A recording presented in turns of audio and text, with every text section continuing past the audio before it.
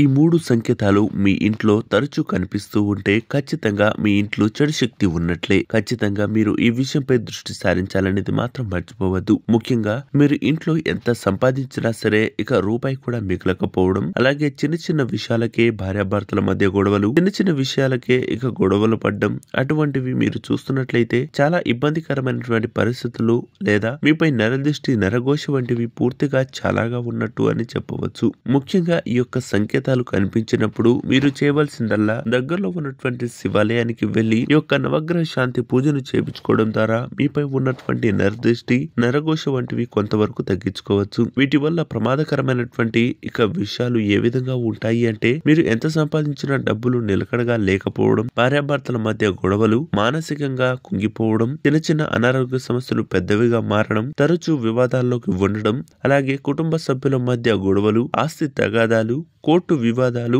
అలాగే మీకు సంబంధించినటువంటి చిన్న చిన్న విషయాలకే బాగా కోపం రావడం, ఇంట్లో ఉన్నటువంటి ఇక ప్రతి పరిస్థితుల్లో కూడా మీకు మానసికంగా ఆర్థికంగా ఇబ్బందులు గురి కావడం, ఇటువంటి సంకేతాలు ఉన్నట్లయితే మీపై నరదృష్టి ఖచ్చితంగా ఉందనేది మాత్రం చెప్పవచ్చు. ముఖ్యంగా మీ యొక్క ఆర్థిక లావాదేవీల గురించి గాని, మీకు సంబంధించినటువంటి ఆస్తి వివరాలను గురించి ఎవరితో కూడా చర్చించేటువంటి ప్రయత్నాలు అసలు చేయకూడదు. ఇంట్లో ఉన్నప్పుడు శ్రీ సూక్తాన్ని పఠించడం ద్వారా శుభ ఫలితాలను పొందుకోవచ్చు. మరింత ఇబ్బందులకు గురవుతున్నట్లయితే పైన కనిపిస్తున్నటువంటి నెంబర్ కు ఫోన్ చేసి మరింత వివరాలు ఇక తెలుసుకునేటువంటి ప్రయత్నాలు చేయవచ్చు.